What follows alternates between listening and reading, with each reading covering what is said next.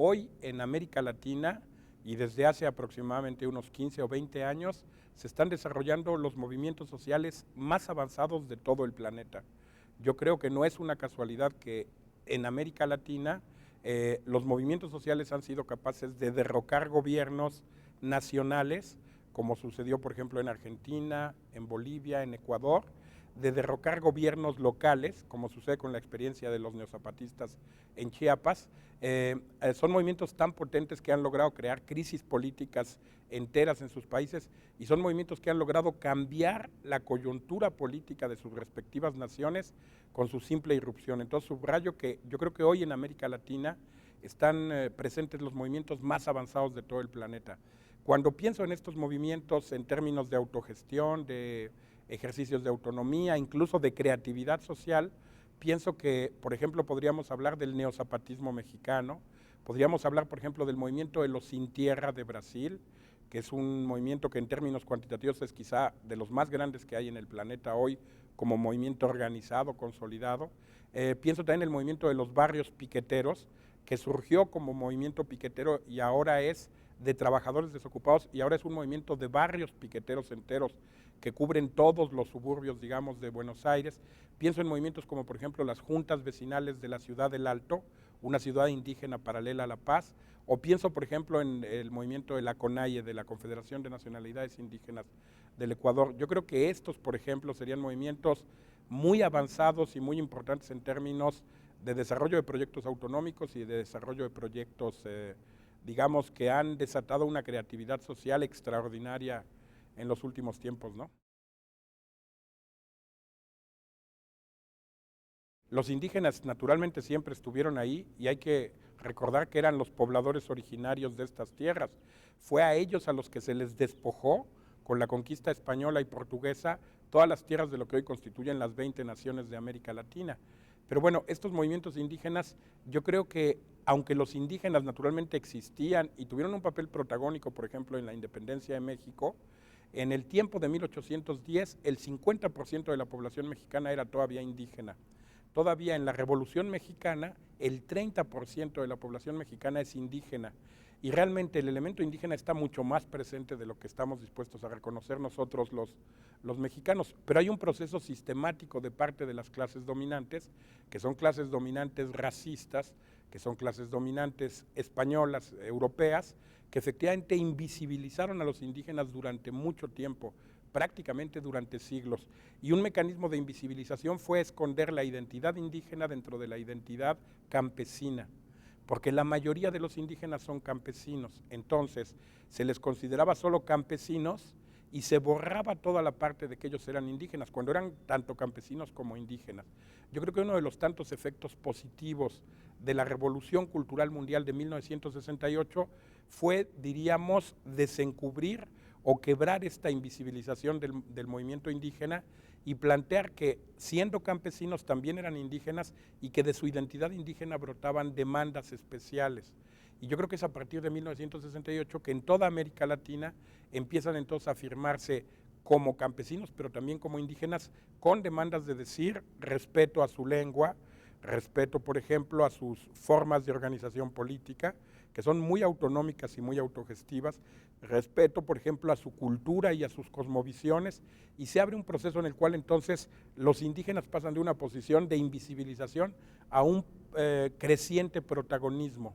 Y yo diría incluso a partir del 1 de enero de 1994, y yo creo que ese es uno de los grandes efectos del movimiento neozapatista, los indígenas incluso pasan ya no solo a ser visibles, sino incluso a tener un papel ofensivo. Y esto me parece muy importante porque entonces de ser ya visibles, pero teniendo todavía una postura defensiva en los años, diríamos, 70s y 80s, a partir de los 90s, los indígenas en Ecuador, los indígenas en Perú, en Colombia, en Chile, adoptan una actitud ofensiva y exigen el reconocimiento de su identidad, su cultura y su papel, digamos, dentro de las sociedades diversas. De ahí la consigna de los zapatistas de nunca más un México sin nosotros. Y de ahí un poco el hecho de que a partir del movimiento indígena se desarrolla lo que es el Consejo o el Congreso Nacional Indígena como una estructura fundamental de la historia reciente de México, ¿no? Los zapatistas decían, ¿Cuál es el problema con los indígenas? Que los indígenas efectivamente ni siquiera son reconocidos en sus derechos fundamentales, porque el hecho de que su lengua no sea reconocida en el mismo estatuto que la lengua dominante, o sea, que incluso se hacía esta división absurda de decir el castellano es una lengua y en cambio el tzotzil es un dialecto, que ya es una jerarquía racista que tenemos que quebrar. Entonces es la gente sin derechos ciudadanos, sin reconocimiento social, sin presencia legal. ¿Y por qué señalo esto? Porque entonces al estar luchando en contra de la exclusión, ellos mismos tienen que ser muy inclusivos. Y voy a este punto que tú señalabas. Ellos han tenido que abrirse de manera muy importante hacia toda la sociedad civil, han tenido que buscar mecanismos para difundir sus demandas, pero además para universalizarlas. Esta iniciativa de la otra campaña de los compañeros neozapatistas, a la cual yo pertenezco además orgullosamente, yo creo que va en ese sentido. Si queremos transformar nuestras sociedades, afirman todos estos movimientos, solo vamos a poder hacerlo si logramos construir una convocatoria muy amplia donde estén presentes todos los distintos grupos de la sociedad civil con sus respectivas demandas. Solo si nos abrimos efectivamente a las dimensiones universales de nuestras luchas, vamos a ser capaces de transformar, digamos, nuestros propios países. Tenemos que romper el viejo esquema que funcionó antes de 1968, que decía, hay un filme famoso que se llama La clase obrera va al paraíso. La idea era que solo había un agente revolucionario que era la clase obrera y cualquier otro sector tenía que ser su aliado secundario. Los campesinos eran aliados secundarios, los estudiantes eran aliados secundarios, las mujeres solo valían si eran mujeres obreras y si no, pues eran aliadas secundarias. Este esquema se rompió después de 68, ahora es una convocatoria plural donde todos los grupos están en condiciones de igualdad, todos aportan sus demandas específicas y todos buscan los espacios de convergencia de las demandas universales para desde ahí construir luchas más globales. Yo creo que efectivamente todos estos movimientos están renovando el discurso y lo están renovando porque están resignificando las viejas palabras al mismo tiempo que inventan nuevas maneras de ver la propia realidad. El discurso zapatista está lleno de oximorones y entonces ellos dicen nosotros somos una tierna furia, nosotros somos la guerrilla más pacífica del mundo, nosotros somos, y entonces todo su discurso está lleno de distintos oximorones, están reinventando el lenguaje, están creando nuevos conceptos, por ejemplo el término de mandar obedeciendo, que le rompe la cabeza a los políticos, porque los políticos dicen o se manda o se obedece, no se pueden hacer las dos cosas a la vez, y ellos dicen señores, nosotros llevamos no siglos sino milenios de mandar obedeciendo, porque se puede mandar obedeciendo si se parte de una idea de la democracia que corresponda a su concepto, si verdaderamente es el pueblo el que se autogobierna, si es la asamblea la que decide. ¿Cuál fue el esquema de los movimientos sociales antes de 1968? Era un esquema que, como lo han dicho muchos analistas, era un esquema calcado de las propias clases dominantes. Por ejemplo, el partido de la clase obrera era una estructura absolutamente jerárquica, absolutamente centralizada, y un poco hay toda esta idea, o sea, las metáforas que se usaban, el ejército de la clase obrera, el comité central es el estado mayor de ese ejército de la clase obrera. Había, digamos, una especie de calca de la lógica autoritaria, militarista y belicista de la clase dominante que se introyectaba y se traspasaba sin crítica a las propias organizaciones, diríamos, militantes críticas. Y entonces, lo que decía el comité central se tenía que acatar. El militante podía tener un pequeño espacio de participación y después tenía que atenerse a lo que había decidido el comité central. Todo esto también saltó hecho pedazos después de 1968. Yo creo que ahora todas las estructuras de organización son unas estructuras muy horizontales. Ya no son efectivamente un comité central, unos cuadros medios y luego una base acrítica y más bien pasiva, o sea, un comité central que decide y una base que ejecuta, sino que ahora yo creo que efectivamente son formas muchísimo más horizontales, muchísimo diríamos más realmente democráticas. Los zapatistas, por ejemplo, dicen, si la gente va a estar dispuesta a arriesgar su seguridad personal y a comprometer su energía en una lucha, tiene que estar absolutamente convencida de por qué está luchando y tiene que efectivamente ser capaz de tomar los destinos de su propia lucha. Todos estos movimientos están reivindicando otra vez los métodos de la democracia directa. Todos ellos dicen, ya no queremos democracia delegativa, ya no queremos una democracia en la que nos escuchan y luego nosotros delegamos al representante y el representante termina sustituyéndonos. Esa democracia delegativa, derivativa, diríamos suplantativa, ya no funciona. Queremos retomar en nuestras manos el destino de nuestras propias decisiones. Y yo creo que entonces todas estas organizaciones por eso son muy horizontales, son muy democráticas en el sentido de reivindicar el método de la democracia directa, muy en ese sentido, digamos, incluso flexibles, porque ya incluso la frontera entre los que son simpatizantes y los que son propiamente militantes se vuelve mucho más laxa. Las formas de participación se vuelven mucho más abiertas. Antes eran muy rígidas. Si tú eras militante de un partido, eras lo que Lenin llegó a llamar revolucionario profesional de 24 horas sobre 24. Y tenías que sacrificarlo todo, tu familia, tu trabajo, tus intereses personales a esa estructura organizativa. Hoy, por ejemplo, la otra campaña invierte la ecuación y dice, ¿tú qué eres? Tú eres artista, por ejemplo. Bueno, ¿cómo desde tu arte puedes colaborar a nuestro movimiento? Y yo llego y yo digo, bueno, yo soy arquitecto. Ok, ¿cómo tú desde la arquitectura nos puedes colaborar? Y tú que eres periodista, y tú que eres profesor universitario, y tú que eres estudiante, desde tu ámbito de trabajo y desde tu esfera de acción, ¿cómo puedes colaborar a nuestros propios movimientos y a luchar por nuestras propias demandas? Y entonces te dicen, pues hazlo, o afíliate, o bueno, intégrate, incorpórate al trabajo y ayúdanos. Las estructuras ahora tienen un poco esta forma de lo que se llama red de redes.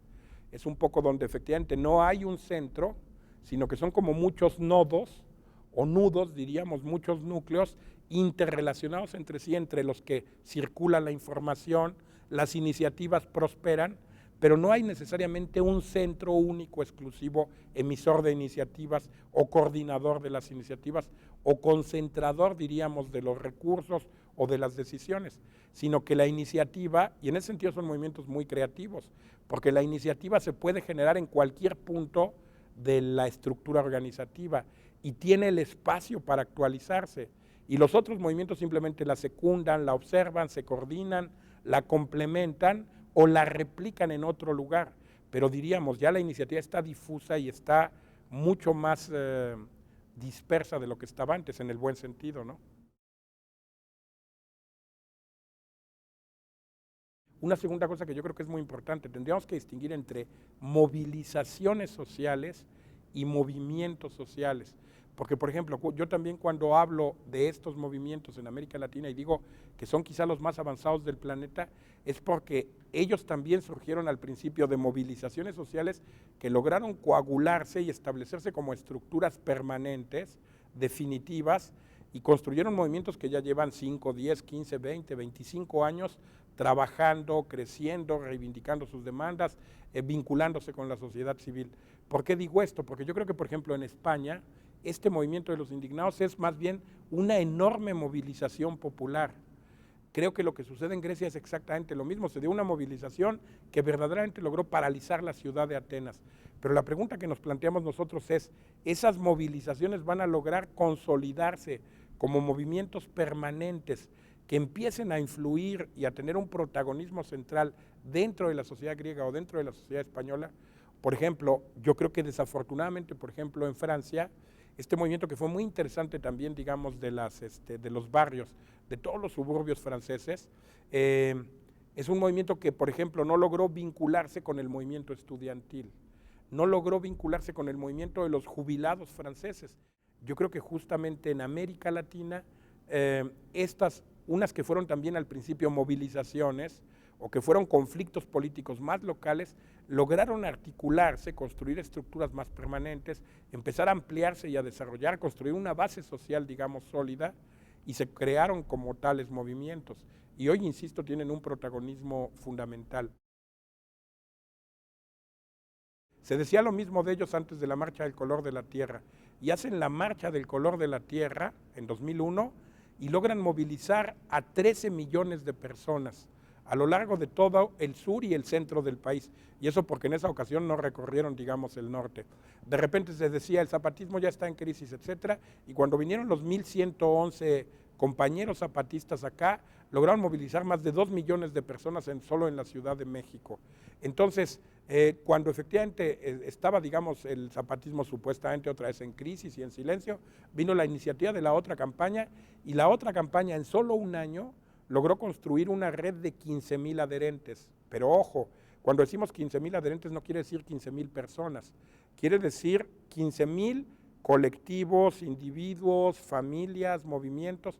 Por ejemplo, el adherente número 1 del neozapatismo es el Ejército Zapatista de Liberación Nacional. El Ejército Zapatista de Liberación Nacional está compuesto por cientos de miles de indígenas, quizá 300,000, quizá 500,000, quizá 700,000, no lo sabemos y ellos no nos lo van a decir, pero efectivamente son cientos de miles de indígenas. Y quizá otro adherente puede ser un movimiento urbano de la ciudad de Querétaro, que cuenta, por ejemplo, con 4,000 miembros. Y un tercer adherente puede ser el Congreso Nacional Indígena, que tiene efectivamente presencia en todo el país y que puede contar también con 15,000 miembros. Entonces, y puede haber también pequeños colectivos como la revista Contrahistorias, donde yo participo, que tiene 6 miembros y que efectivamente también es adherente de la otra campaña. Bueno, este movimiento logró tener presencia en los 32 estados del país, logró construir esta red de 15,000 adherentes y logró comenzar toda una serie, digamos, de movilizaciones importantes que han estado presentes en todos los movimientos que desde 2006 hasta la fecha han tenido cierta importancia en México. Pues yo creo que ahí el futuro depende efectivamente del futuro de sus propias sociedades y de la capacidad, digamos, que tengan justo en estos proyectos que todos ellos están desarrollando de convocatoria de la sociedad civil para transformar radicalmente las sociedades. Yo debo confesar que yo soy muy optimista. Yo sí creo que América Latina está viviendo las vísperas de una transformación social verdaderamente cataclísmica. Por muchas pequeñas rendijas, por muchas fuentes, en otros casos como torrentes verdaderos, la población de América Latina se está claramente moviendo hacia la izquierda. No me parece que sea casual que el Foro Social Mundial, que es la iniciativa federadora de movimientos anticapitalistas y antisistémicos más importantes del mundo, haya nacido en América Latina. Ojo, no hay que olvidar, nació en Brasil. Y si bien yo creo que desafortunadamente ahora el Foro Social Mundial está un poco en decadencia, ha sido penetrado por las ONGs, etcétera, en su momento cumplió un papel fundamental. Entonces, ¿por qué en América Latina nace el Foro Social Mundial? Porque aquí los movimientos derrocan gobiernos. Y yo creo que es porque en lo profundo estamos moviéndonos efectivamente hacia una transformación cataclísmica que, según los contextos nacionales, adoptará diferentes formas, pero yo creo que efectivamente es el anuncio de una gran transformación que se dará en América Latina muy pronto. En México, sin duda, y en toda América Latina.